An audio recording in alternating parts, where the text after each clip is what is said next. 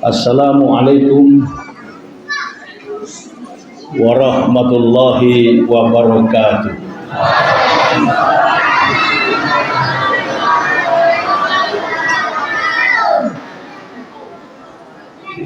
Alhamdulillah.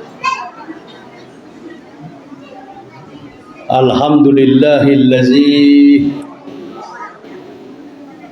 arsadal uqula ila tauhid wa hadaha wa awluha adillata wahdaniyati wa jawlaha wa abtala bi barakhil haq subhal batil. Ashhadu an la ilaha illallah wahdahu la syarikalah. Syahadatan arafa manaha wa amila zahiran wa batinan bimuqtadaha. Wa asyhadu anna sayyidana Muhammadan abduhu wa rasuluhu allazi la nabiyya ba'da. Allahumma fasalli wa sallim ala imamil abrar wal muqarribin sayyidina wa maulana Muhammadin wa ala alihi wa sahbihi al-ansar wal muhajirin wa alaina ma'ahum birahmatika ya arhamar rahimin. Ibu, bapak, saudara-saudaraku rahimakumullah, jamaah masjid Al-Mawaddah yang ada di Kota Pekanbaru, Provinsi Riau. Badan Kemakmuran Masjid, Takmir Masjid yang sudah hadir bersama-sama dengan kita. Dalam hal ini Bapak Ketua Masjid sudah memberikan sedikit wejangan kepada kita terkait dengan pelaksanaan pembangunan masjid dan beberapa nasihat yang sudah beliau sampaikan terkait dengan pelaksanaan tabligh akbar pada malam ini. Dan yang kami hormati, kami muliakan para alim, para ulama, tokoh-tokoh masyarakat yang ada di seputar kehidupan masjid, dan yang kami cintai, kami banggakan. Ma'asyiral muslimin wal muslimah rahimakumullah. Kita bersyukur kehadiran Allah Subhanahu wa taala. Kalau dari pagi hari sampai pada malam ini, saya pribadi, Bapak Ketua Masjid dan seluruh jamaah, kita semua masih dalam kondisi hidup dan masih bernapas. Artinya masih ada peluang bagi halayak kita sekalian untuk menambahkan pundi-pundi amal demi bekal kita di yaumil akhir nanti. La tasalu qudama abdin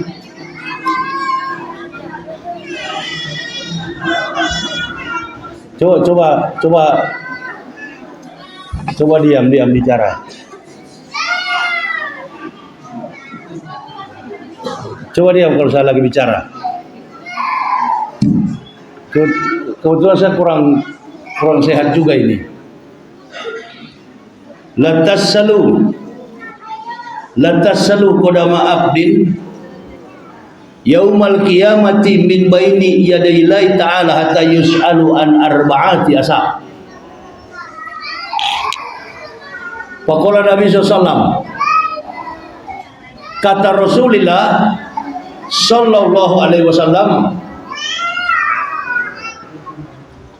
la tasalu qadama abdin yaumal qiyamati min baini yadayillahi ta'ala hatta yus'alu an arba'ati asab. Tidak beranjak kaki seorang hamba dari pelataran kiamat kecuali dia ditanya 4 persoalan. yang akan ditanya pertama kali adalah an umri fima afna. Umur dengan apa engkau habiskan. Wa an jasadihi fima ablahu. Jasad di dalam tanah pun ditanya oleh Allah, dengan apa engkau rapuhkan. Kemudian yang ketiga, wa an ilmihi wa amila bihi. Ilmu yang engkau dapati untuk apa engkau gunakan. Dan yang keempat, wa an malihi min aina itasaba wa fima anfaq. Hartamu dari mana kau dapat dan untuk apa engkau belanjakan. Jadi tidak kita ditanya berapa aset kita di dunia, pangkat, jabatan, kedudukan, harta, berkasta-kasta, laksana keturunan kita di bumi. Yang ditanyakan cuma 4 persoalan. Kalau hanya 4 persoalan tadi yang ditanyakan, mengapa manusia mesti sibuk? Harus menjaga keturunannya, harus menjaga identitas, entitas. Dan dia juga harus menjaga kapabilitas dalam kehidupan konstruksi keluarga dan kepribadiannya. Sehingga kita selalu mendengar ada orang berkata, oh di sebelah sana bermata hijau, oh di sebelah sana keturunan raja, oh di sebelah sini keturunan sultan, oh di sini keturunan orang kaya. Di dalam Islam tidak mengenal hal itu. Di dalam Islam sekali lagi tidak mengenal hal itu. Tadi malam saya katakan wal arrabu bita'subi. Itu dia. Orang Badui yang fanatis suku.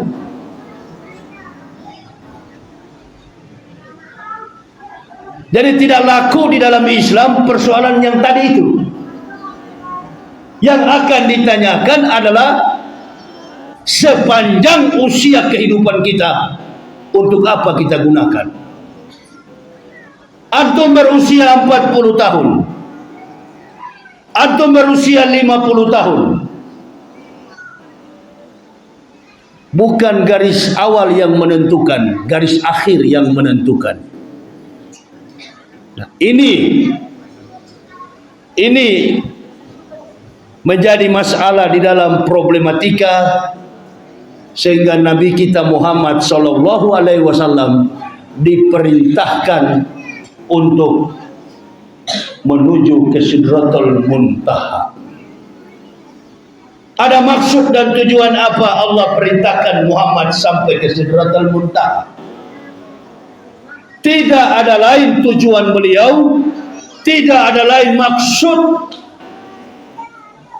yang ingin diambil oleh Rasulullah, kecuali membentuk kepribadian sosok muslim yang berakhlakul karimah.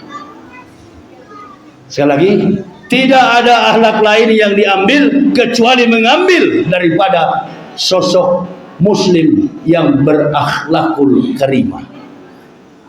Anda boleh beragama Islam 100 tahun, Anda beragama Islam 50 tahun, tetapi Anda tidak melaksanakan sholat sebagaimana perintah Islam, maka hal itu tidak ada bedanya dengan orang kafir.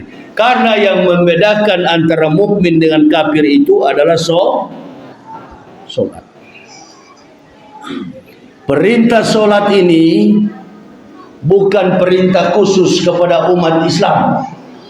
Perhatikan baik-baik ibu bapak, perintah sholat ini bukan perintah khusus hanya kepada umat Islam. Perintah sholat ini sudah terjadi setiap regenerasi keturunan para nabi, mulai dari Nabi Adam, Nabi Nuh, Nabi Shem, dan semua nabi yang diutus oleh Allah, Ibrahim, Abraham, Moses, Musa, sampai kepada Nabi yang terakhir Israel, Isa al-Masih. Semua Nabi sudah menjalankan yang namanya perintah solat. Dan ingat baik-baik ibu bapak, saudara-saudaraku rahimakumullah, dasar daripada pelaksanaan ibadah solat kita berpatokan kepada apa yang diajarkan oleh Nabi kita Ibrahim alaihissalam. Qul aina solati wa nusuki wa mahyaya wa mamati lillahi rabbil. Sudah solat atau belum Ibrahim? Ibrahim sudah solat atau belum? Qul aina solati. Katakanlah sesungguhnya Allah memerintahkanku untuk menjaga solat, ibadahku, hidup dan matiku adalah untuk Allah Tuhan semesta alam. Jadi jangan diidentikan bahwa solat ini perintah umat Islam, bukan. Solat ini adalah perintah universal, sebagaimana Al-Quran hudal linnasi wa bainati minal huda wal furqan. Sama juga dengan Rasulullah, wa ma arsalnaka ila rahmatan lil. Sama kedudukannya. Sifat daripada kerasulan Nabi Muhammad bersifat universal, sifat daripada Al-Quran bersifat universal, dan sifat daripada solat bersifat universal. Saya berulang-ulang cerita ketika saya di penjara. Saya di penjara sering jadi imam. Saya di penjara sering jadi khotbah, jadi khotib Jumat. Satu ketika datang orang Cina yang tidak bisa, cannot speak English. Dia tak bisa bahasa Inggris. Dia punya kasus judi online. Omsetnya itu sampai ratusan miliaran. Disita oleh Mabes Polri. Dia seorang kafirun. Dia tidak mengenal Islam, tidak pernah bersyahadat. Tetapi setiap kali umat Islam sholat, dia hadir sholat di situ. Ibu bapak boleh bayangkan. Berulang-ulang saya ceritakan peristiwa ini. Di dalam penjara saya khutbah, saya jadi imam rawatib. Datang seorang jamaah kepada saya, orang Jawa. Assalamualaikum Ustaz. Waalaikumsalam warahmatullah. Ada apa? Itu Ustaz tahu enggak? Belum tahu saya. Di kamar Ustaz, kamar 21, ada orang Cina yang bukan Islam. Setiap kali sholat fardu dilaksanakan, entah sholat subuh, entah sholat zuhur, asar, maghrib, isya, dia ikut kepada kita berjamaah Ustaz. Yang betul antum, betul Ustaz. Pantasan aja di depan kamar saya itu kan depannya ada masjid Ruhul Jadid. Masjid di Mabes itu namanya Ruhul Jadid. Kemarin saya sudah lupa-lupa karena IQ saya begitu keluar penjara ngomong pun susah. Orang yang tidak beragama Islam, orang yang tidak mengucapkan 2 kalimat syahadat, tetapi dengan terpanggil jiwa dia datang untuk beribadah. Apa antum mengidentikan dia itu orang Islam atau bukan? Belum tentu. Belum tentu. Jangan suka mengkat-kat Islam ini dengan wal arabbu bita'assubi. Semua orang bisa beragama Islam, jangankan manusia, jin sekalipun boleh beragama apa? Jin apa? Jin apa? Coba jawab. Jin. Kalau kita tidur tengah-tengah malam, air dibangunin, air di buka keran air kita. Jin siapa namanya? Jin Islam mengingatkan kita, bangun. Minnal laila fatahajat bihi. Pada separuh malam solat tahajudlah kamu. Ini dia. Jadi rupa-rupanya dia intip kita bersama-sama satu saf. Oh, rupa-rupanya setiap kali kita sholat subuh, pantas si Cina ini dia tinggal intip-intip kita. Setiap saya lewat, saya katakan, permisi kok, karena kamar saya dengan masjid memang berhadapan. Dan di penjara orang tahu saya ustadz. Ada juga beberapa ustadz yang masuk penjara di situ, tapi kasusnya kasus lain. Kalau saya kan kasus karena membela kebenaran. Jadi nggak apa-apa 20 kali masuk penjara nggak jadi masalah. Tapi jangan antum masuk penjara karena uang umroh, uang haji, embat uang rakyat, embat uang jamaah. Jangan begitu, tidak bagus begitu. Kalau kita menegakkan kebenaran,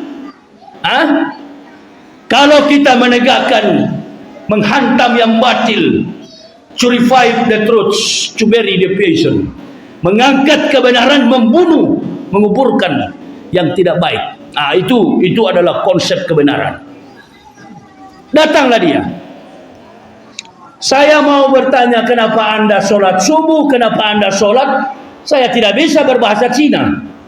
Panggil seorang Cina bernama Jeffrey.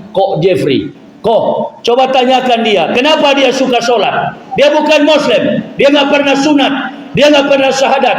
Mengapa dia suka sholat berjamaah?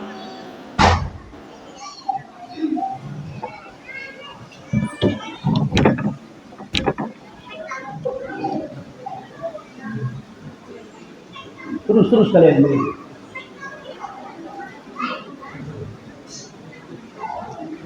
Terus kalian begitu. Saya jaga nanti terus. Ini yang tidak disiplin.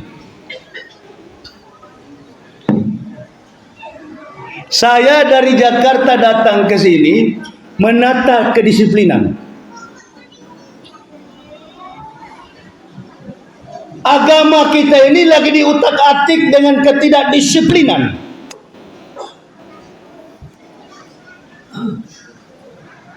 Innalillahi. Oh, berarti menganggap saya ini radio rusak. Astaghfirullahaladzim. Astaghfirullahaladzim. Anda hargai orang yang datang dengan dasar kebenaran Allah.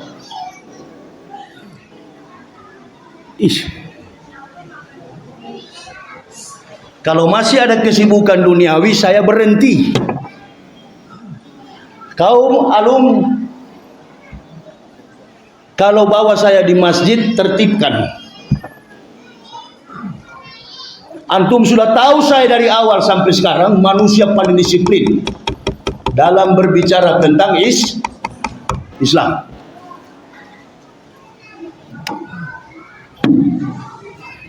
Akibat seperti inilah, akibat seperti ini, seorang pejabat menteri agama bisa mengutak-atik Islam karena pandang enteng kepada Islam.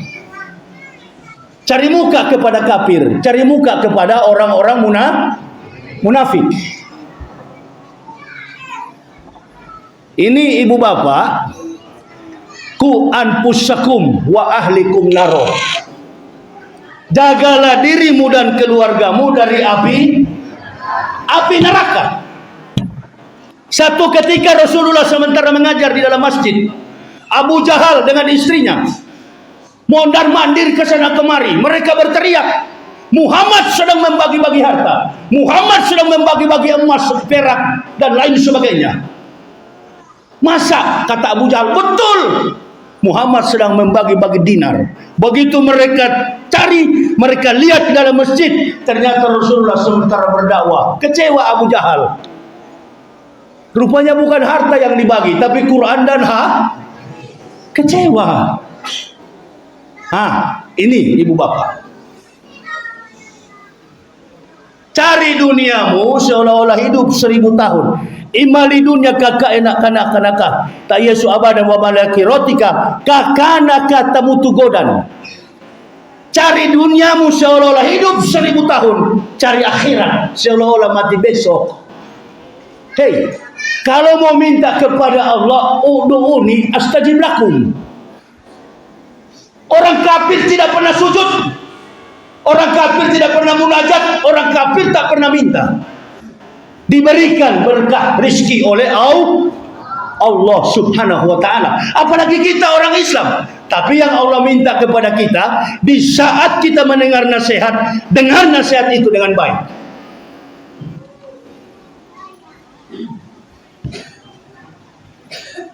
Susah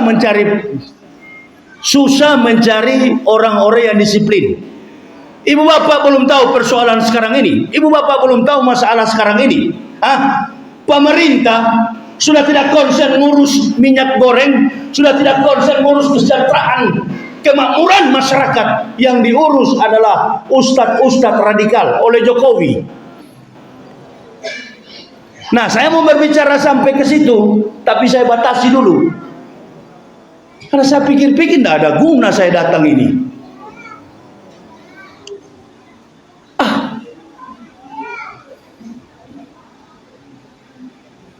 Ini susahnya kita ini. Kalau ketemu ustadz yang mudah didatangkan, banyak tingkah. Kalau ketemu yang mahal, itu baru dia kapok. Kenapa nggak undang si ustadz? Aduh, nggak mampu, masjid kami kecil. Kalau ketemu yang tidak banyak tingkah, yang betul-betul berjihad, menegakkan Islam di jalan kebenaran, itu dia suka. Dia suka. Bukan disyukuri, syukuri. Alhamdulillah. Ada yang mau datang, ada yang mau memberi nasihat. Islam kita di Indonesia ini semakin hari semakin terpuruk. Bo. Antum buka di YouTube di Kerawang. Ada 7 ibu-ibu mengambil Al-Quran, duduk di atas Quran, injak-injak Al-Quran. Mereka orang Islam, bukan orang kafir. Kenapa? Kenapa bisa begitu? Karena ulama-ulama kita ini sudah terlena. Ulama-ulama kita ini sudah ditekan. Bahkan orang-orang yang mengkritisi setiap kebijakan yang menyimpang dari aspirasi rakyat selalu dituduh sebagai seorang radikal. Saya mati-mati heran kok Ustadz Abdul Somad dibilang radikal.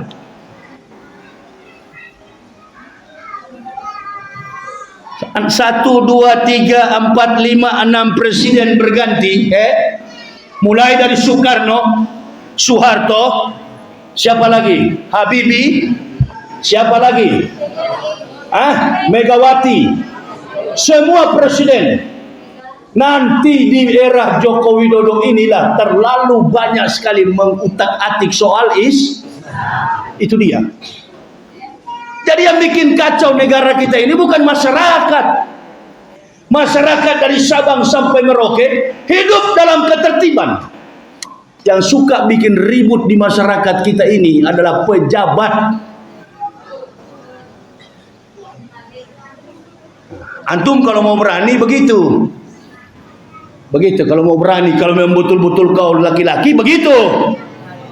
Jangan diam-diam di kampung kecil ini, keluar ke sana. Saya masuk penjara bukan masalah saya, bukan masalah saya. Periksa berkasnya. Tahun 2019 saya bela Ustadz Abdul Somad diserang oleh seluruh pendeta yang ada di Indonesia. Saya serang, saya lawan semua pendeta di Indonesia. Dan saya katakan ke Mabes Polri, jangan Ustadz Somad yang ditangkap, Yahya Waloni siap ditangkap. Hanya karena bela kawan. Jadi kalau kau memang betul-betul pejuang, kau ustadz, benar-benar ustadz, Jangan suka memperalat pengacara. Jangan suka memperalat umat. Bertarung sendiri, berjuang sendiri, berjihad sendiri, mati sendiri demi menegakkan Islam. Saya masuk penjara, 3 pengacara yang ditawarkan, banyak sekali, ada ribuan pengacara menawarkan diri. Kami siap bela Ustaz. Saya bilang saya tidak perlu. Polisi tawarkan sama saya, Ustaz kami bela, kami turunkan, kami utus catur bakti. Itu catur bakti itu adalah pengacaranya polisi. Saya katakan saya tidak perlu bela, saya tidak perlu PH, penasihat hukum. Jaksa Agung menawarkan sama saya, kami juga Ustaz ingin menawarkan lawyers, pengacara supaya bela Ustaz. Saya katakan percuma Pak Jaksa Agung, tetap saya tidak terima semuanya. Saya hadapi masalah ini dengan cara saya sendiri, hanya bergantung kepada Allah. 14 pengacara jaksa penuntut umum menyerang saya. Kebanyakan orang Manado, orang Batak yang notabene bukan beragama Islam. Mereka mengutak-atik saya, mereka menyerang saya. Dan setiap pertanyaan yang mereka tanyakan, bahkan hakim bertanya, saya katakan betul semua Pak Hakim, betul semua apa yang dikatakan jaksa penuntut umum, enggak ada yang salah, saya yang salah Pak Hakim. Loh, kok bagaimana terdakwa ini selalu mengaku salah, enggak pernah mengaku benar? Karena saya tahu yang benar itu hanya di hadapan Allah. Biarkan nanti Allah yang bela, nanti Allah yang bela. Saya tidak punya kenalan satupun, polisi saya tidak punya kenalan, jaksa tidak punya kenalan, hakim apalagi tak punya kenalan. Dari sekian banyak orang di Mabes Polri yang dihukum, hanya 1 yang paling ringan hukumannya, Yahya Waloni, cuma 5 bulan. Amin ya Rabbal. Yang lain bayar sampai miliaran. Bahkan masih ingat kasus Ahok, sama pasalnya sama, 156A, penista terhadap agama orang lain. Roh Kudus saya robah jadi Roh Kudis. Itu dia. Matius, Markus, Lukas, Stefanus, Tetanus, Spiritus, Capticus. Itu. Ini. Jadi saya kira Ibu Bapak, saya tidak bisa panjang lebar bicara, hanya sampai ke situ saja bicara saya. Karena saya pikir-pikir, energi saya ini buang-buang percuma. Besok saya mau ke Rohul, masih ada beberapa 7 tempat saya mau ceramah di Mahato, Rohul. Lebih penting saya ke sana, ditunggu umat di sana. Sekali disiplin ditanamkan, sampai ke liang lahat antum harus disiplin, sampai mati kau harus disiplin, jangan pernah berubah. Sudah ada contoh tuh, kiai besar, kiai besar dalam persoalan teologis, dalam persoalan umat seperti ini. Sebenarnya yang banyak pegang peran penting bukan Jokowi, yang banyak pegang peran penting adalah Ma'ruf.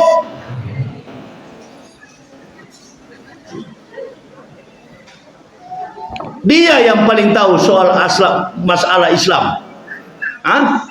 Dia lebih tahu. Yang menertibkan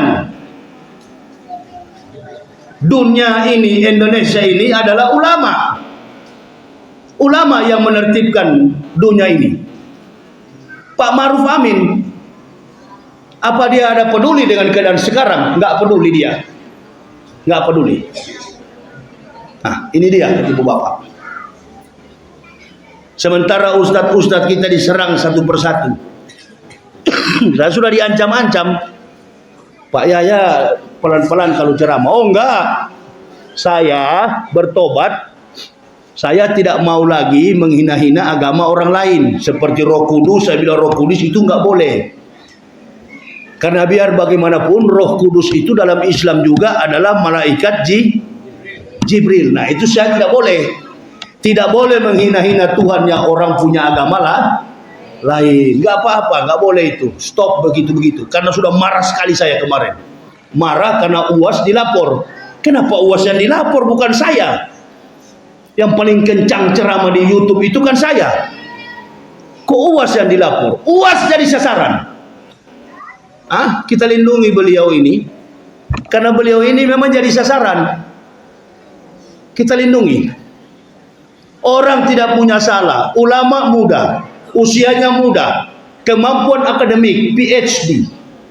Ini Menteri Agama sarjana dari mana? Oi kawan, sarjana dari mana? Apa nak sekolahnya? Iko.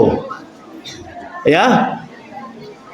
Kita dianggap radikal, kita dianggap keras, tapi kita punya kemampuan akademik. Kita punya kemampuan mengkritisi setiap kebijakan pemerintah. Bukan benci kepada pemerintah, sayang kepada pemerintah. Pak Ma'ruf Amin, Pak Jokowi adalah orang tua dalam sistem demokrasi. Mereka adalah orang tua. Anaknya 167 juta jiwa yang ada di Indonesia. Termasuk anak-anaknya itu adalah para ulama-ulama, para ustadz-ustadz. Kok bisa-bisanya 180 orang jadi radikal? Siapa-siapa itu? Pasti Yahya Waloni ada juga di dalam situ.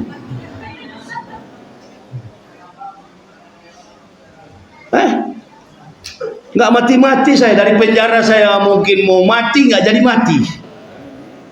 Oh, kok mungkin ada yang bilang, loh kok masih sehat-sehat, belum mati-mati tuh Yahya itu. Belumlah, kau mati duluan baru saya mati. Tidak ada cerita itu. Nah, ini ibu bapak, saya gambarkan begini terang. Dengar ke sini, dengar ke sini. Supaya ibu bapak pulang dapat pahala, dapat barokah.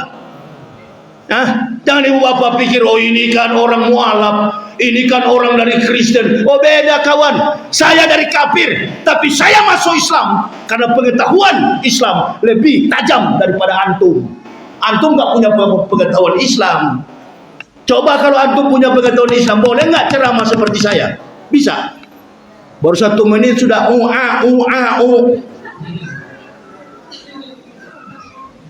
Jangan pakai sifat pandang enteng itu ya.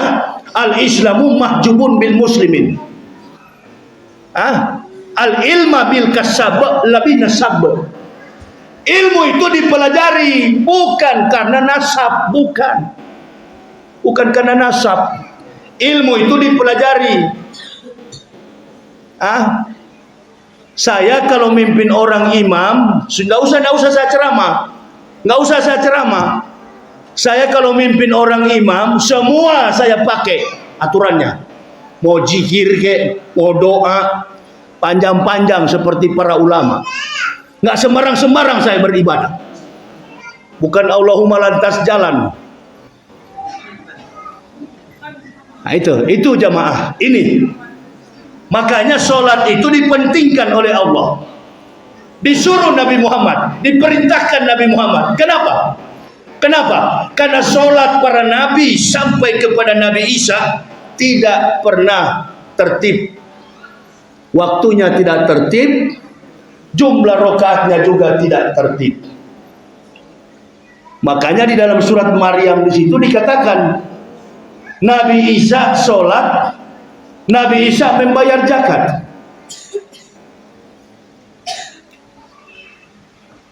Jadi kalau mengatakan Nabi Isa orang Kristen bagaimana?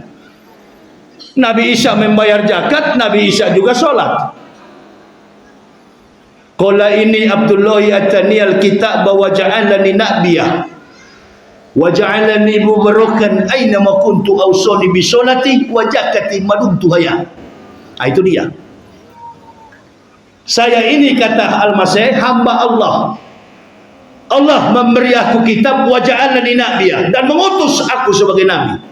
Wa ja'alani mubarakan aina ma kuntu awsani bi sholati wa zakati madumtu hayya. Dan kemanapun aku pergi, aku membayar zakat. Madum tuhaya. Madum tuhaya artinya sepanjang usia hidupnya dia membayar Zakat. Kalau orang sholat dan bayar zakat, dia agama Kristen atau Islam? Dia agama Kristen atau Islam? Nah, kenapa ibu bapak selama ini percaya Isa itu Kristen?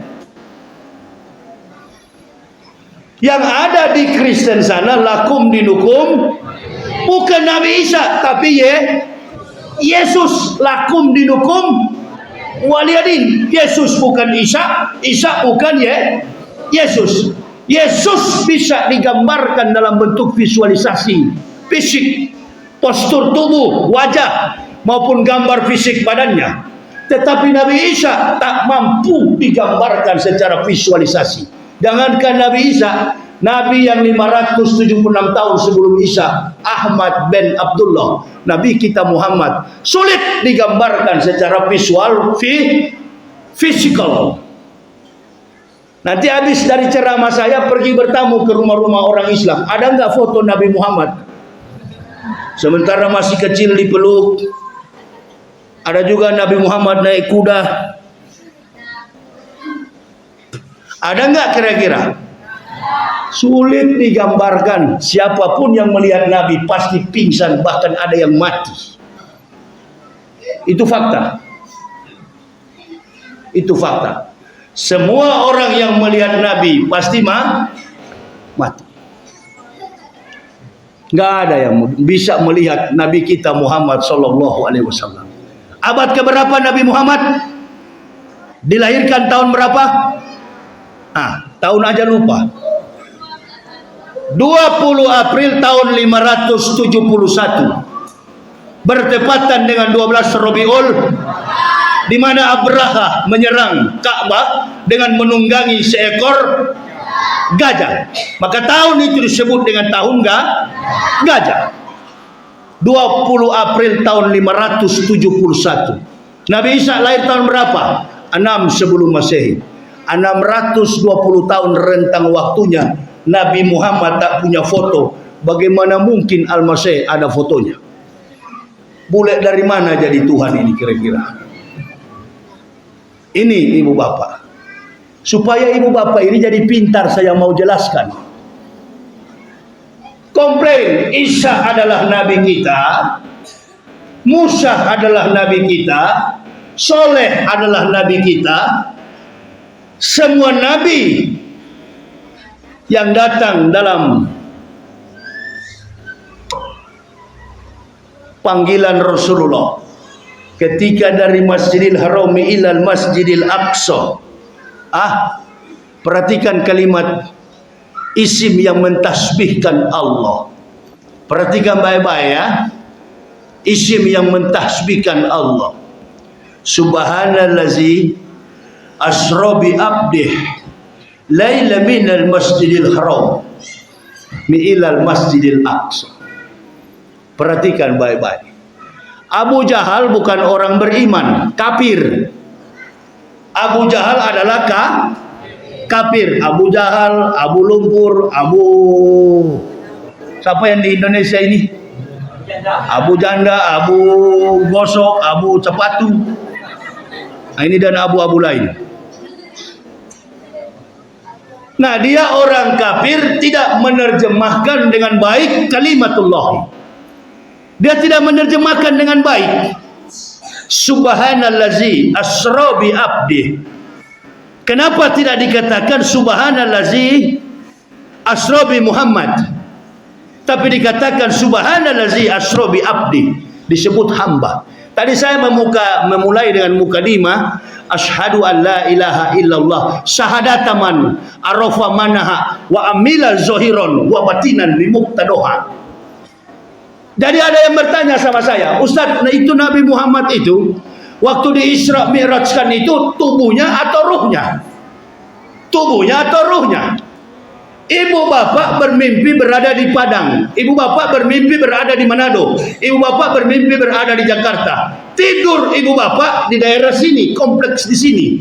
Ibu bapak bangun di Jakarta atau di Padang? Di Jakarta atau di Padang? Di sini, karena ibu bapak bermimpi. Kalau hanya ruh yang diangkat ke Sidratul Muntaha, itu namanya mimpi. Bunga di siang hari. Tapi ini persoalannya Sidratul Muntaha, diantar sampai ke langit yang ketujuh, kemudian menaiki tangga putih.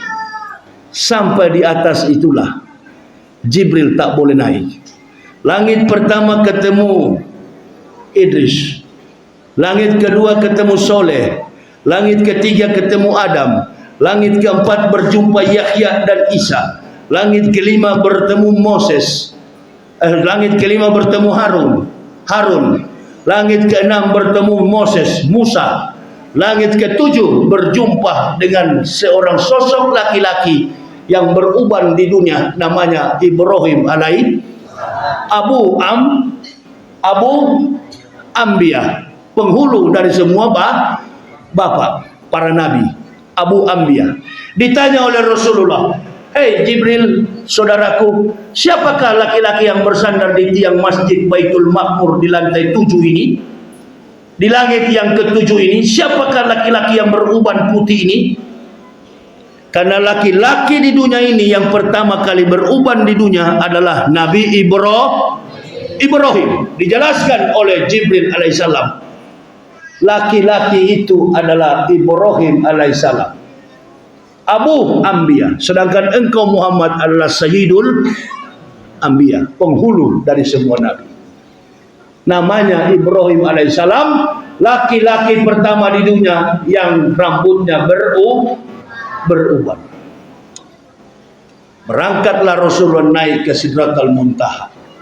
Sampai di Sidratul Muntaha, malaikat Jibril tak boleh naik, tunggu sampai di lantai 6, lantai ke-7, langit 6 dan 7. Rasulullah berdialog dengan Allah. Apa Sidratul Muntaha itu? Sidratul Muntaha dalam kitab Duratun Nasir yang saya baca, Dokoikul Akbar, dalam buku para ulama yang saya baca, Dokoikul Akbar, Ta'alimu Ta'alim, sering juga disampaikan dalam sebuah majelis ilmu para ulama. Itu adalah sebatang pohon yang menjulang tinggi, daun-daunnya itu bertuliskan nama-nama manusia yang kembar. Nah, itu disebut dengan Sidratul Muntaha. Nah, di sanalah Allah berikan perintah kepada Rasulullah, "Ini Muhammad, ajarkan umatmu dengan 50 waktu dalam sehari." Bukan 5 waktu, mestinya umat Islam diajarkan 50 waktu dalam satu hari. Ini ibu bapak, karena pengasihan Allah kepada Rasulullah dijadikan 5 waktu. Musa katakan, Muhammad, minta kepada Allah, kurangi, saya memimpin Bani Israel, jangankan 50 waktu, 1 waktu dalam sehari tak mampu bangsa biadab Israel melaksanakan sholat, apalagi umatmu 50 waktu. Bolak-balik Rasulullah naik minta sampai jatuh ke 5 waktu. Di 5 waktu Musa katakan, 5 waktu pun nggak akan mungkin habis, tidak mungkin. 5 waktu tidak akan mungkin umat Nabi akan selesai, akan mampu melaksanakan sholat 5 waktu. Nggak akan mungkin. Sampai kapanpun umat Nabi tidak akan mampu. Benar yang terjadi sekarang. Sampai hari ini tidak ada satupun umat Islam yang mampu melaksanakan itu. Ini kita banyak begini karena ada tabligh akbar. Sudahlah. Kalau tidak ada tabligh akbar, paling tinggi 2 saf. Saya tahu, apalagi masjid-masjid di pinggir-pinggir begini, alamak. Jadi jangan pandang enteng sama saya, jangan sombong saya juga naik. Itu dia. Karena ini bekas dari manusia sombong, jangan sampai kamu lagi sombong saya ini. Jadi ente baru belajar sombong, sombongnya buang dulu lah. Ya. Antum boleh bangga lah, kalau antum berilmu ya saya bangga sekali itu. Tapi kalau antum bangga, antum tidak punya isi di kepala, ngapain? Hah? Boleh antum bangga, tapi kepalamu isi penuh dengan ilmu. Nah, itu dia. Tapi kepalamu kosong, bagaimana kau sombong?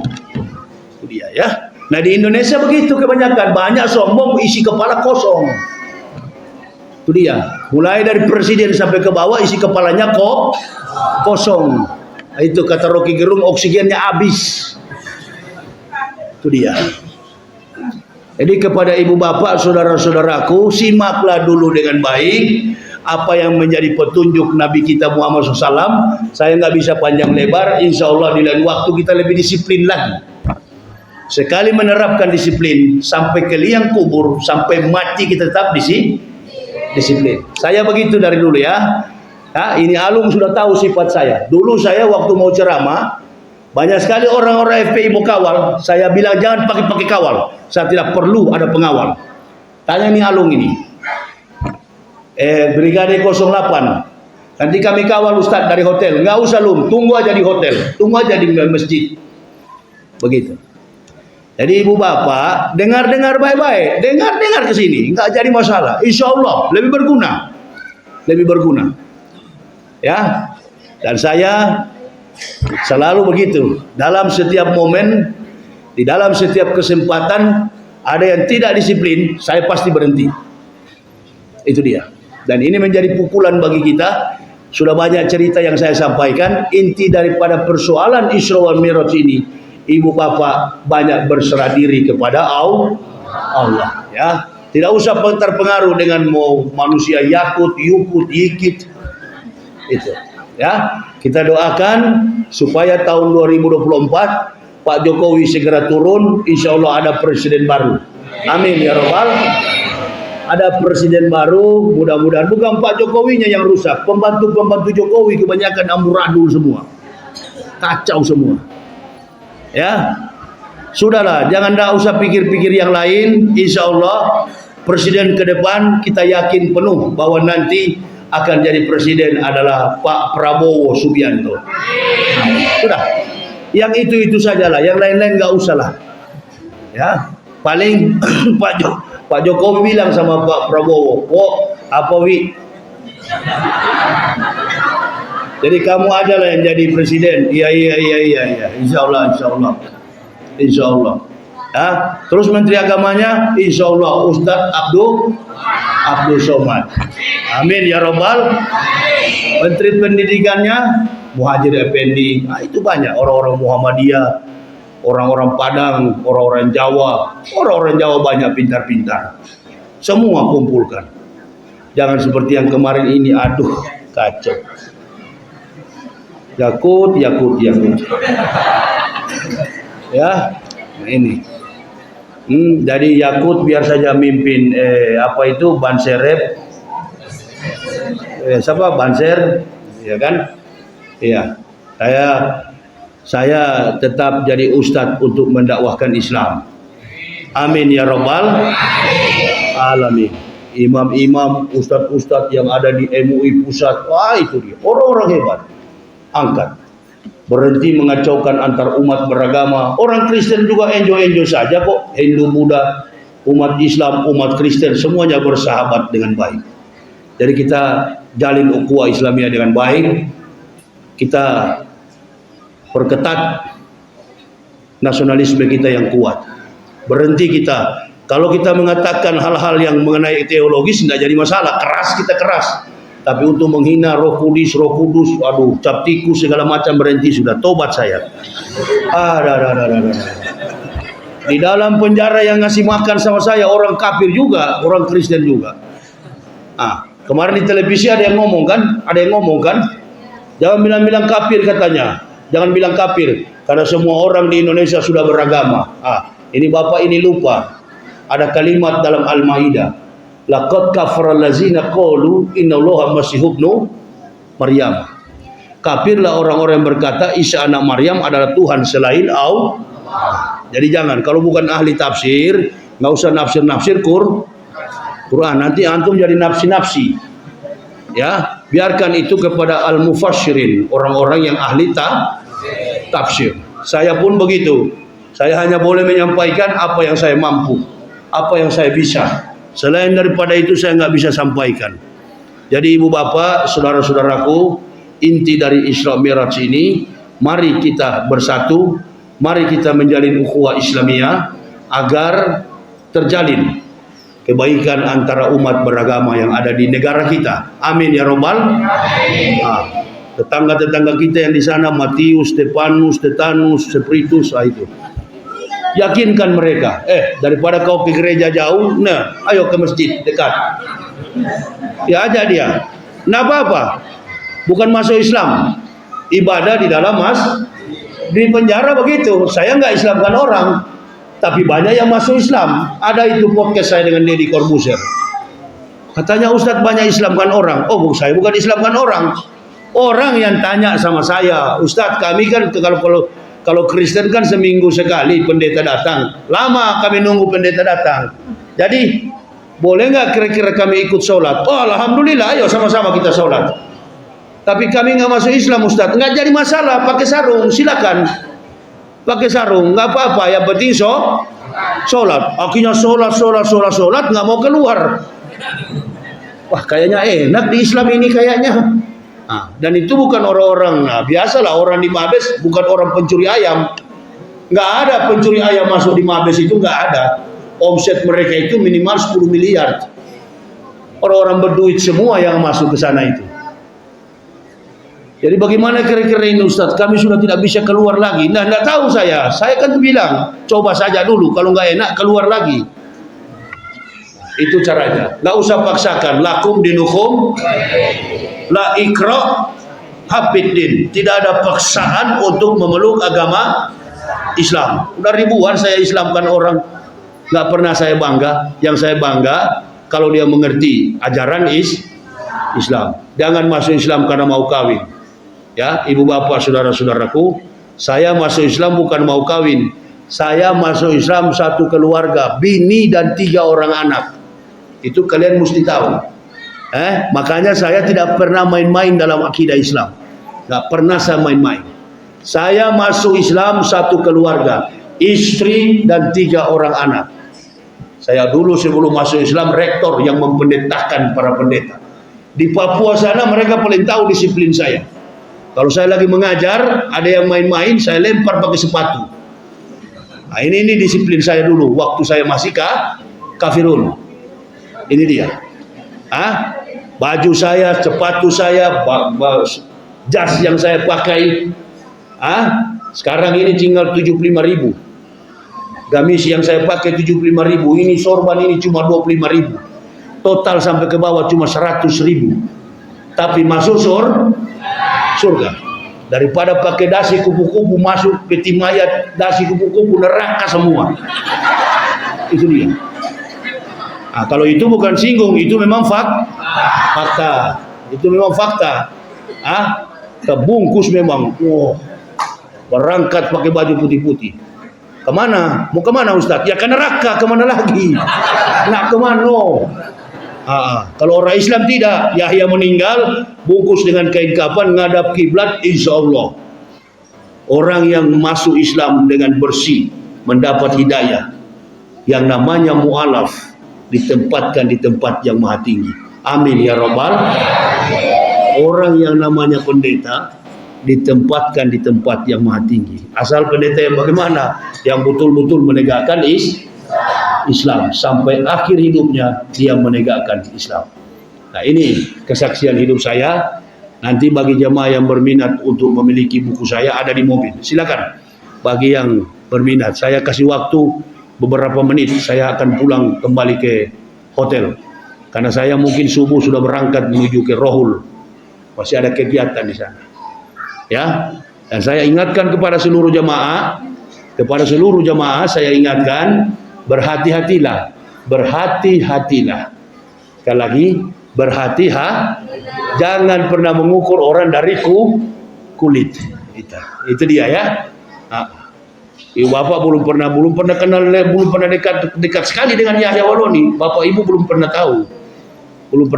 Ibu bapak baru kenal saya cuma di kaset di mana-mana. Tapi dekat ibu bapak belum pernah tahu saya.